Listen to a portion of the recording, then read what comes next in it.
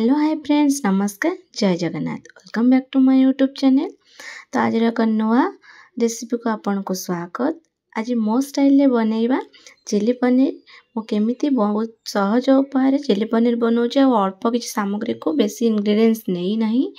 तो चलतु आज बनैबा चिली पनीर। तो चिली पनीर पर मुझे 250 ग्राम पनीर नहीं, अल्प किछि गरम मसला, लुण, गोलमरिच गुंड, काश्मीर पाउडर, कॉर्नफ्लोर पाउडर अल्प किछि। मु क्यूब साइज रे पियाज कट करी नेछि, धनिया पत्र अल्प किछि, कैप्सिकम भी क्यूब साइज रो। एठी मु टमाटो सॉस, चिली सॉस और सोया सॉस अल्प किछि छोट छोट अदा, अल्प किछि छोट छोट करी नेछि काटी, रसुण अल्प किछि कंचा लंका। आपण आपण को हिसाब रे राग कम बेसी करि परिबे। तो चलतु बनैबा। गोटे थर बनै देखो बहुत टेस्टी लगे। ये पनीर रे स्वाद अनुसार अल्प किछि लुण नबा, काश्मीर पाउडर अल्प किछि, गोलमरिच गुंड अल्प किछि। गोलमरिच गुंड देले बहुत टेस्ट आसीबो, थरे निहाती ट्राए करंतु। आ आपण कम कॉर्नफ्लोर देबे, बेसी कोट करी कॉर्नफ्लोर देबे नै, एटा कादुआ हे जिवो। अल्प अल्प करी एटा हाथ रे गोळेबे नै, एम्ति मु जेम्ति करछि सेम्ति ही करिवे। एम्ति करदेबे। देखंतु हाथ रे गोळेले पनीरटा भांगी जाए।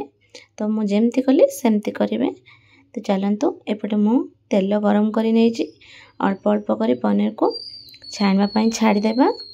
एठी हमर पनीर देखंतु बेसी छाणीबे नै, टिके रेडनेस आसला बेले को काढी देबे। एठी प्रॉपर्ली हमर पनीर हे जायछि। एबे को छाणी नेबा। देखि पारथे पनीर केते सॉफ्ट अछि। मो हाथ रे बेटा चेक करूछि, देखि पारथिबे।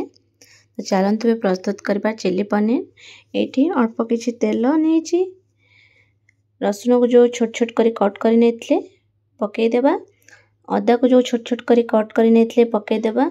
आको हमें बेसी समय छाणीबा नै, आरो गंध जिबा पर्यंत टिके खाली 1 मिनिट पई कि छाडीबा। अल्प किछि कंचा लंका, आमे याको बेसी समय भाजीबा नै, केवल आरो गैस जिबा पर्यंत 1 मिनिट पई कि टिके फ्राई करि नेबा। तापरे आमे एठी देखंतु पियाज जो क्यूब साइज रे कट कर नेथले दे दबा।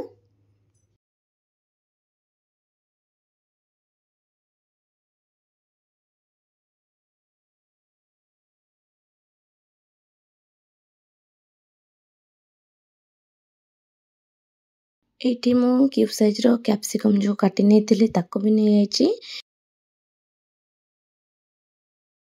पियाज कैप्सिकम आपण आपण को हिसाब रे नेबे। यदि आपण मसला अधिका खाते ताले नहीं पारिबे। मु जेहेतु पनीर ठारू मसला टिके मते बहुत भलो लागे, सेति लागे मोटे कैप्सिकम आ पियाज रो परिमाण अधिका नेछि। अल्प समय भाजी के आमे एठी सब सॉस तक देई दबा। सॉस को देकी 4 रु 5 मिनिट पई टिके फ्राई करि नेबा। आको बेसी सिजेबे नहीं।